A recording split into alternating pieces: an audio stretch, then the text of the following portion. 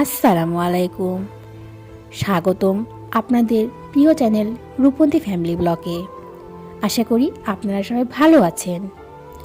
আজ আমি আপনাদের মাঝে শেয়ার করতে চলে এসেছি খুব সহজ, ঝাল, মজাদার এবং দারুণ স্বাদের একটি রেসিপি, ধনিয়া পাতার ভর্তা। গরম গরম ভাতের সাথে এই ভর্তা হলে সত্যি আর কোনো তরকারির প্রয়োজন হয় না। খুব অল্প উপকরণে এবং অল্প সময়ে তৈরি করা যায় এই সুস্বাদু ভর্তাটি। আমরা সাধারণত ধনিয়া পাতা শুধু খাবারে সাজানোর জন্য ব্যবহার করি, কিন্তু আজ আপনাদের দেখাবো কিভাবে এই সাধারণ ধনিয়া পাতা দিয়ে তৈরি করা যায় অসাধারণ স্বাদের একটি ভর্তা। যারা ঝাল ও ভর্তা ধরনের খাবার পছন্দ করেন তাদের জন্য আজকের রেসিপিটি একদম পারফেক্ট। আমি এখানে একটি প্যান বসিয়ে নিয়েছি, কিছু সয়াবিন তেল দিয়ে দিয়েছি, কিছু শুকনো লঙ্কা দিয়ে দিয়েছি। তাহলে আর দেরি না করে চলুন দেখে নেওয়া যাক কিভাবে খুব সহজে ধনিয়া পাতার ভর্তাটা তৈরি করা যায়। আমি এখানে কিছু পেঁয়াজ কুচি দিয়ে দিলাম, আগে থেকে কেটে রেখেছি। কিছু রসুন কুচি দিয়ে দিলাম। সবগুলো উপকরণ একে একে ভেজে নিতে হবে। আমি সবগুলো উপকরণ দিয়ে দেওয়া হয়ে গেলে সুন্দর করে অনবরত নাড়াচাড়া করতে হবে, যেন কোনো দিকে পুড়ে যাওয়ার ভয় না থাকে। এই ভর্তাটা তৈরি করার জন্য আমাদের সবচাইতে আগে দেখতে হবে ধনিয়া পাতা কেনার সময় সবসময় টাটকা, গাঢ় সবুজ রঙের পাতা নেওয়ার চেষ্টা করবেন। পাতা যদি হলদে বা নরম হয়ে যায় তাহলে বুঝবেন সেটা তাজা নয়, তাহলে ভর্তাটাও অনেক মজাদার হবে না। দর্শক বন্ধুরা, আপনারা আমার কথা হয়তোবা বুঝতে পেরেছেন। আমি পেঁয়াজ কুচিগুলো আর রসুন কুচিগুলো সবগুলো অনবরত নাড়তে থাকবো, যেন কোনো দিকে পুড়ে যাওয়ার ভয় না থাকে। এই রেসিপিটি গরম ভাতের সাথে অসাধারণ লাগবে। দর্শক বন্ধুরা, আপনারা যদি আমার আজকের ভিডিওটি দেখে থাকেন তাহলে অবশ্যই নিজেরাও ঘরে তৈরি করে একবার হলেও দেখবেন। গরম ভাতের সাথে একদম জমে যাবে ধনিয়া পাতার ভর্তা। দর্শক বন্ধুরা, আমার সবগুলো পেঁয়াজ কুচি ভাজা হয়ে গেছে, দেখতেই পাচ্ছেন দর্শক বন্ধুরা। এখন আমি ধনিয়া পাতাগুলো এখানে অ্যাড করব। সবগুলো উপকরণ সুন্দর করে তেলের সাথে আধা আধা করে ভেজে নেব। এখন সবগুলো ধনিয়া পাতা আমি একে একে দিয়ে দিচ্ছি। তারপরে সবগুলো উপকরণ একসাথে মিক্স করে নিতে হবে। ধনিয়া পাতায় অনেক সময় মাটি লেগে থাকে, তাই 2 থেকে 3 বার পরিষ্কার পানিতে ভালোভাবে ধুয়ে নিতে পারেন। চাইলে 5 মিনিট হালকা লবণ পানিতেও ভিজিয়ে রাখতে পারেন, যা জীবাণু আছে সব চলে যেতে পারে। এজন্য আমি 5 মিনিট আগে হালকা লবণ পানিতে ভিজিয়ে রেখেছিলাম।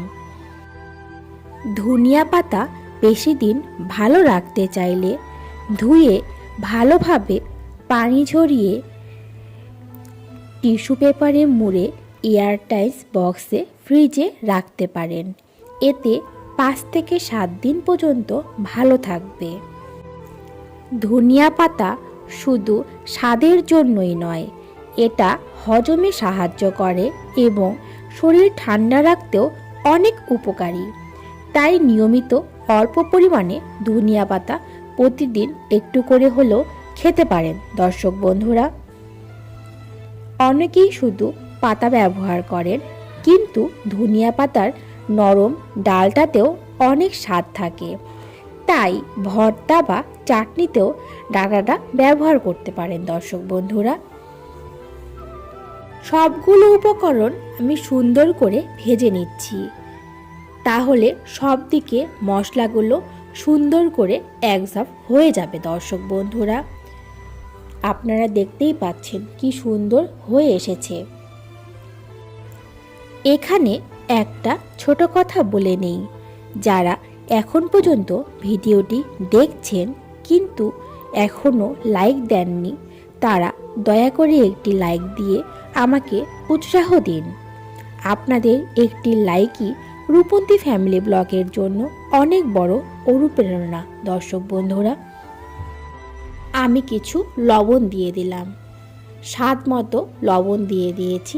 আপনারা আপনাদের পরিমাণ মতো লবণটা অ্যাড করবেন। দর্শক বন্ধুরা, যতটুকু পরিমাণ ততটুকু অ্যাড করবেন।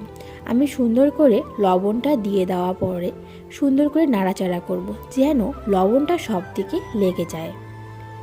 আমি এখন সুন্দর করে নাড়াচাড়া করছি। আপনারা চাইলে প্রথমে অল্প পরিমাণ লবণ দিতে পারেন, চাইলে পরিমাণ মতোও দিতে পারেন। প্রথমে কম দেওয়াটাই আমার কাছে ভালো মনে হয়, তাহলে বেশি হয়ে যাওয়ার ভয়টা থাকবে না।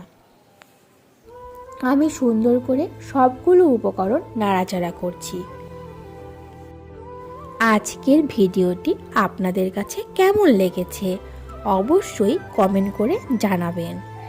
আপনাদের মূল্যবান মতামত আমার জন্য খুবই গুরুত্বপূর্ণ। আপনারা কিভাবে ধনিয়া পাতার ভর্তা বানান বা এই রেসিপিতে আর কি কি যোগ করলে ভালো হবে সেটাও জানাতে পারেন। আপনাদের প্রতিটি কমেন্ট আমি মনোযোগ দিয়ে পড়ি আর চেষ্টা করি সবার উত্তর দেওয়ার। আপনাদের পরামর্শ আর ভালোবাসায় রূপন্তী ফ্যামিলি ব্লগে আরও নতুন নতুন রেসিপি ও ভিডিও নিয়ে আসতে অনুপ্রাণিত করে। যদি এই রেসিপিটি আপনারা বাড়িতে বানান তাহলে কেমন হয়েছে সেটাও জানাবেন। আপনাদের অভিজ্ঞতা অন্য দর্শকদেরও উপকারে আসতে পারে। আর ভবিষ্যতে কোনো ধরনের রেসিপি বা ভিডিও দেখতে চান সেটাও কমেন্টে লিখতে পারেন। দর্শক বন্ধুরা, আমি সুন্দর করে সবগুলো উপকরণ নাড়াচাড়া হয়ে গিয়েছে, দেখতেই পাচ্ছেন সুন্দর ভাজা হয়ে গিয়েছে। এখন আমি কিছুক্ষণ পরে নামিয়ে নেব। আমার সবগুলো উপকরণ সুন্দর করে ভাজা হয়ে গেছে। দর্শক বন্ধুরা, গরম গরম ভাতের সাথে ধনিয়া পাতার ভর্তার স্বাদ সত্যিই অসাধারণ। ভাতের ধোঁয়া ওঠা গরমের সাথে যখন ঝাল মশলা ধনিয়া পাতার ঘ্রাণ মিশে যায় তখন খেতে একেবারে অন্যরকম লাগে। বিশেষ করে যদি সামান্য কাঁচা সরিষার তেল আর কাঁচামরিচ থাকে তাহলে তো স্বাদ কয়েক গুণ বেড়ে যায়। দর্শক বন্ধুরা, আমি এখন সবগুলো উপকরণ সুন্দর করে বেটে নিচ্ছি। সবগুলো উপকরণ সুন্দর করে আমি এখন বেটে নেব। আমি ধাপে ধাপে দেব না, আমি একবারে সবগুলো দিয়ে দিয়েছি। অল্প অল্প করে বেটে নিচ্ছি। অনেক সময় বাড়িতে বেশি কিছু না থাকলেও শুধু এক প্লেট গরম ভাত আর এই ধনিয়া পাতার ভর্তা থাকলেই কিন্তু খুব তৃপ্তি করে খাওয়া যায়। সহজ, সাধারণ কিন্তু ভীষণ মজাদার একটি কম্বিনেশন। যারা ভর্তা পছন্দ করেন তারা একবার গরম ভাতের সাথে এই ভর্তাটি ট্রাই করে দেখতে পারেন। দর্শক বন্ধুরা, আমি আশা করছি খুবই ভালো লাগবে আপনাদের কাছে। আমি ধনিয়া পাতাগুলো খুব সুন্দর করে বেটে নিচ্ছি। আজকের ভিডিওটি যারা বাংলাদেশ থেকে দেখছেন আর যারা দেশের বাইরে থেকে দেখছেন, রূপন্তী ফ্যামিলি ব্লগের সাথে যুক্ত আছেন, আপনাদের সবাইকে আমার আন্তরিক ধন্যবাদ। দেশের বাইরে যারা আছেন হয়তো অনেক দূরে থাকেন, কিন্তু আপনাদের ভালোবাসা আর সাপোর্ট আমাকে সবসময় অনুপ্রাণিত করে। বিশেষ করে প্রবাসে যারা আছেন, দেশের স্বাদের এই অসাধারণ ভর্তা রেসিপিগুলো হয়তো আপনাদের একটু হলেও দেশের কথা মনে করিয়ে দেয়। সেই ভাবনা থেকে আমি চেষ্টা করি ঘরোয়া, সহজ আর আমাদের পরিচিতি স্বাদের রান্না আপনাদের সামনে তুলে ধরতে। আপনারা যেখানে থেকেই ভিডিওটি দেখুন না কেন, আপনারা সবাই আমার কাছে অনেক প্রিয়। আপনাদের একটি লাইক, একটি কমেন্ট আরেকটি শেয়ার আমার জন্য অনেক বড় পাওয়া। দেশে থাকুন বা দেশের বাইরে সবাই ভালো থাকবেন, সুস্থ থাকবেন। আমার ভর্তাটা হয়ে এসেছে। এখন আমি সরিষার তেল দিয়ে সুন্দর করে ভর্তাটা মেখে নেব। সুন্দর করে ভর্তাটা আমি মেখে নিচ্ছি। এই ধনেপাতার ভর্তাটা সরিষার তেল দিয়ে ভালো করে না মাখলে একদমই ভালো লাগবে না। সরিষার তেল দিয়ে ভালো করে মাখলেই এটার স্বাদ আরও দ্বিগুণ বেড়ে যাবে দর্শক বন্ধুরা। আজ তাহলে এখানেই শেষ করছি। আশা করছি আজকের ধনিয়া পাতার ভর্তার রেসিপিটি আপনাদের ভালো লেগেছে এবং আপনারাও বাসায় অবশ্যই একবার হলেও ট্রাই করে দেখবেন। আপনাদের ভালোবাসা, সমর্থন আর দোয়াই আমাকে প্রতিদিন নতুন কিছু নিয়ে হাজির হতে সাহস যোগায়। এভাবেই রূপন্তী ফ্যামিলি ব্লগের পাশে থাকবেন। আপনাদের সাথে এই ছোট পরিবারটাকে আরও বড় করে তুলতে চাই। ভিডিওটি ভালো লাগলে লাইক, কমেন্ট ও শেয়ার করতে ভুলবেন না। আর এখনও সাবস্ক্রাইব না করে থাকলে অবশ্যই সাবস্ক্রাইব করে বেল আইকনটি প্রেস করে রাখবেন। সবাই ভালো থাকবেন, সুস্থ থাকবেন। আবার দেখা হবে নতুন কোনো রেসিপি বা নতুন কোনো ভিডিও নিয়ে। ততক্ষণ পর্যন্ত সবাই সুস্থ থাকুন। আল্লাহ হাফেজ।